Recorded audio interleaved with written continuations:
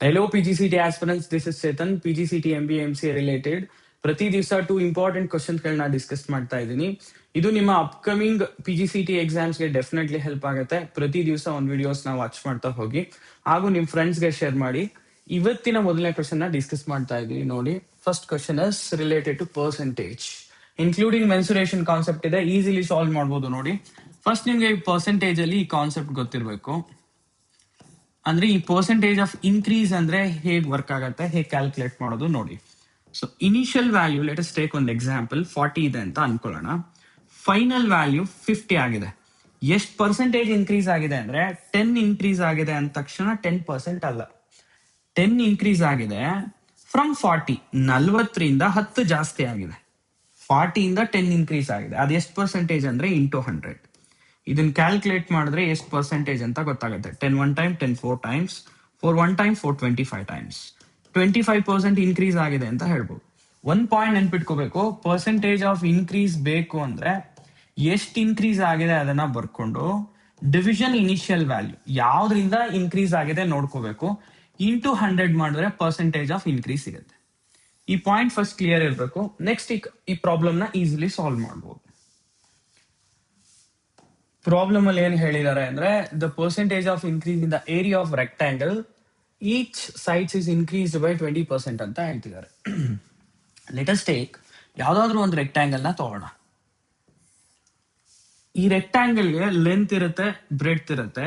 Area calculate ಮಾಡ್ತೀವಿ ಅಂದ್ರೆ L into B. ಈ ಬೇಸಿಕ್ ಕಾನ್ಸೆಪ್ಟ್ಸ್ ನಮಗೆ ಗೊತ್ತಿರುತ್ತೆ. ಬಟ್ ಇಲ್ಲಿ ಪರ್ಸೆಂಟೇಜ್ ಇನ್ಕ್ರೀಸ್ ಆಗ್ತಿದೆ ಈಚ್ ಸೈಡ್ ಅಂತ ಹೇಳ್ತಿದ್ದಾರೆ. ಮೊದ್ಲು ಎಷ್ಟಿತ್ತು ಅಂತ ಅವ್ರು ಕೊಟ್ಟಿಲ್ಲ. ನೀವೇನ್ ಮಾಡ್ಬಿಡಿ, ಒಂದು ವ್ಯಾಲ್ಯೂನ ಬರ್ಕೊಂಬಿಡಿ. ಸೊ ನೀವೇನ್ ಮಾಡ್ಬೋದು, ಇದನ್ನ ನಾನು 100 ಯೂನಿಟ್ಸ್ ಅಂತ ಬರ್ಕೊಂಡು ಇದನ್ನು 100 ಯೂನಿಟ್ಸ್ ಅಂತ ಬರ್ಕೊಂಡ್ಬಿಡ್ಬೋದು. ನಿಮಗೆ ಕನ್ಫ್ಯೂಸ್ ಆಗ್ಬೋದು, ಲೆಂತ್ ಬ್ರೆಡ್ತ್ ಹೇಗೆ ಇವರು 100 ಬರ್ಕೊಂಡಿದ್ದಾರೆ ಅಂತ. ಫಾರ್ ಎಕ್ಸಾಂಪಲ್, ಲೆಂತ್ 10 ಸೆಂಟಿಮೀಟರ್ಸ್ ಇದೆ ಅಂತ ಅನ್ಕೊಳ್ಳಿ, ಅದನ್ನೇ ನಾನು 100 ಯೂನಿಟ್ಸ್ ಅಂತ ತಗೋತೀನಿ. ಬ್ರೆಡ್ತ್ 5 ಸೆಂಟಿಮೀಟರ್ ಇದೆ ಅಂತ ಅನ್ಕೊಳ್ಳಿ, ಅದನ್ನೇ ನಾನು 100 ಯೂನಿಟ್ಸ್ ಅಂತ ತಗೋತೀನಿ. ಯಾಕಂದ್ರೆ ಕ್ಯಾಲ್ಕುಲೇಷನ್ ಈಸಿ ಆಗ್ಲಿ ಅಂತ ಅಷ್ಟೇ. ಸೊ ನೋಡಿ, ಎರಡು 100 ಯೂನಿಟ್ಸ್ ಇದೆ ಅಂತ ತಗೊಂಡ್ರೆ ಇದೇ ಬೇರೆ ಮೆಷರ್ಮೆಂಟ್ಸ್ ಅಲ್ಲಿ ತಗೊಂಡಿರ್ತೀನಿ, ಇದೇ ಬೇರೆ ಮೆಷರ್ಮೆಂಟ್ಸ್ ಅಲ್ಲಿ ತಗೊಂಡಿರ್ತೀನಿ. ಪರ್ಸೆಂಟೇಜ್ ಲೆಕ್ಕದಲ್ಲಿ ಈಸಿಲಿ ಸಾಲ್ವ್ ಮಾಡ್ಬೋದು. ಎರಡು 100 ಇತ್ತು ಅಂತ ಹೇಳಿದ್ರೆ, ಸೊ ಏರಿಯಾ ಎಷ್ಟಾಗತ್ತೆ, 10,000 ಸ್ಕ್ವೇರ್ ಯೂನಿಟ್ಸ್ ಆಗುತ್ತೆ. That's area. So next concept ಏನಂದ್ರೆ, if each side increased by 20% ಅಂತ ಹೇಳ್ತಿದ್ದಾರೆ. ಸೊ ಇನ್ನೊಂದು ರೆಕ್ಟಾಂಗಲ್ ನ ಡ್ರಾ ಮಾಡ್ಕೋತಾ ಇದ್ದೀನಿ. ಸೊ ಈಗ ನಾನು ಏನ್ ಬರ್ಕೋಬಹುದು, ಎಲ್ ಮತ್ತೆ ಬಿ ನ ನೋಡಿ. ಇದನ್ನು ನಾನು 120 ಅಂತ ಬರ್ಕೋಬಹುದು, ಇದನ್ನು ನಾನು 120 ಅಂತ ಬರ್ಕೋಬಹುದು. ಯಾಕಂದ್ರೆ ಮೊದ್ಲೇನ್ 100 ಯೂನಿಟ್ಸ್ ಇತ್ತು, ಆ 20% ಇನ್ಕ್ರೀಸ್ ಆಗಿದೆ. ಸೊ ಈಗ ಏರಿಯಾ ಕ್ಯಾಲ್ಕುಲೇಟ್ ಮಾಡ್ತೀನಿ. Area is equals to L into B. ಎಷ್ಟಾಗಿದೆ ಅದನ್ನ ಸಬ್ಸ್ಟಿಟ್ಯೂಟ್ ಮಾಡ್ತೀನಿ. 120 ಇಂಟು 120, ಲೆಂತ್ 120 ಆಗಿದೆ, ಬ್ರೆಡ್ತ್ ಕೂಡ 120 ಆಗಿದೆ. 12 12 144, 00, that is 14,400 area, that is square units. ಈಗ ನೀವು ಕಂಪೇರ್ ಮಾಡಿ, ಮೊದ್ಲಿದ್ದಕ್ಕೂ ಇವಾಗಿರೋದಕ್ಕೂ ಎಷ್ಟು ಏರಿಯಾ ಜಾಸ್ತಿ ಆಗಿದೆ. ಇಲ್ಲಿದ್ದ ಏರಿಯಾಗೂ ಈ ಏರಿಯಾಗೂ ಕಂಪೇರ್ ಮಾಡಿದ್ರೆ ಎಷ್ಟು ಜಾಸ್ತಿ ಆಗಿದೆ. ನಂಬರ್ಸ್ ಅಲ್ಲಿ ನೋಡಿದ್ರೆ ನಿಮ್ಗೆ 4,400 ಇನ್ಕ್ರೀಸ್ ಆಗಿದೆ ಅಂತ ಗೊತ್ತಾಗುತ್ತೆ.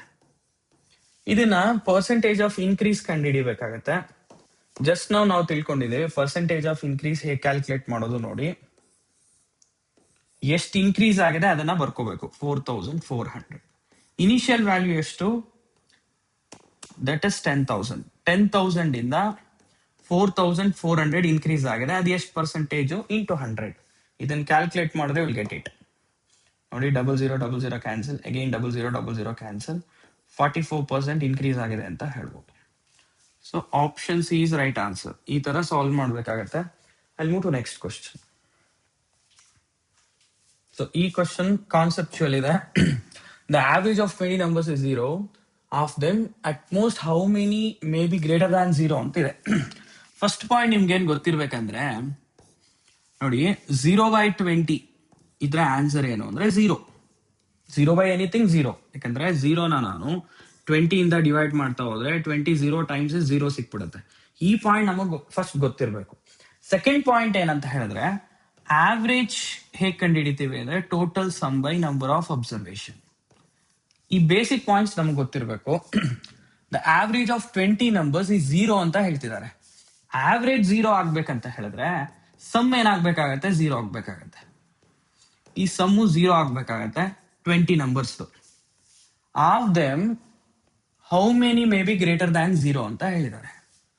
ಸಮ್ಮು 0 ಆಗ್ಬೇಕು 20 ನಂಬರ್ ಅಲ್ಲಿ ಅಂದ್ರೆ ಎಷ್ಟು ನಂಬರ್ನ ನಾನು ಗ್ರೇಟರ್ ದ್ಯಾನ್ 0 ಅಂದ್ರೆ ಪಾಸಿಟಿವ್ ನಂಬರ್ ಹಾಕ್ಬೋದು, 19 ನಂಬರ್ಗಳನ್ನ ಹಾಕ್ಬೋದು ಅಂತ ಹೇಳ್ಬೋದು. It is A concept question. ನಿಮ್ಗೆ ಗೊತ್ತಾಗ್ಲಿಲ್ಲ ಅಂದ್ರೆ ಒಂದು ಎಕ್ಸಾಂಪಲ್ ಕೊಡ್ತೀನಿ ನೋಡಿ. 20 ನಂಬರ್ ಬದಲಾಗಿ 5 ನಂಬರ್ ಅಂತ ಕೊಟ್ಟಿದ್ರು ಅಂತ ಇಟ್ಕೊಳ್ಳಿ. ಮೊದಲನೇ ನಂಬರ್ 1 ಅಂತ ತಗೋತೀನಿ, ಎರಡನೇ ನಂಬರ್ನ 2 ಅಂತ ತಗೋತೀನಿ, ಮೂರನೇ ನಂಬರ್ 3 ಅಂತ ತಗೋತೀನಿ, ನಾಲ್ಕನೇ ನಂಬರ್ 4 ತಗೋತೀನಿ. ಐದನೇ ನಂಬರ್ನ ನೋಡಿ, 4 + 3 7, 7 + 2 9, 9 + 1 10 ಆಗತ್ತೆ. ಐದನೇ ನಂಬರ್ -10 ಹಾಕ್ಬಿಡ್ತೀನಿ. 5 ನಂಬರ್ ಇದ್ದಿದ್ರೆ 4 ನಂಬರ್ನ ನಾನು ಪಾಸಿಟಿವ್ ಇಟ್ಟು 5ನೇ ನಂಬರ್ನ ನೆಗೆಟಿವ್ ಮಾಡ್ಬೋದಿತ್ತು.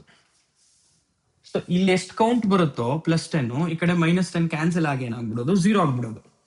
ಅದೇ ರೀತಿ 20 ನಂಬರ್ ಅಲ್ಲಿ ಗ್ರೇಟರ್ ದ್ಯಾನ್ 0 ಮ್ಯಾಕ್ಸಿಮಮ್ ಅಟ್ಮೋಸ್ಟ್ 19 ನಾನು ಪಾಸಿಟಿವ್ ಇಡ್ಬೋದು, 20th ನೆಗೆಟಿವ್ ಮಾಡ್ಬೋದು. ಮ್ಯಾಕ್ಸಿಮಮ್ ಅಂತ ಕೇಳಿದ್ರೆ so 19 is a right answer.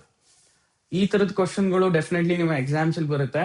Concepts ಗೊತ್ತಿರಬೇಕಾಗತ್ತೆ, basic concepts ತಿಳ್ಕೊಂಡು ಈ ವಿಡಿಯೋಸ್ ನ ವಾಚ್ ಮಾಡ್ತಾ ಹೋಗಿ, ಡೆಫಿನೆಟ್ಲಿ ಗೊತ್ತಾಗುತ್ತೆ.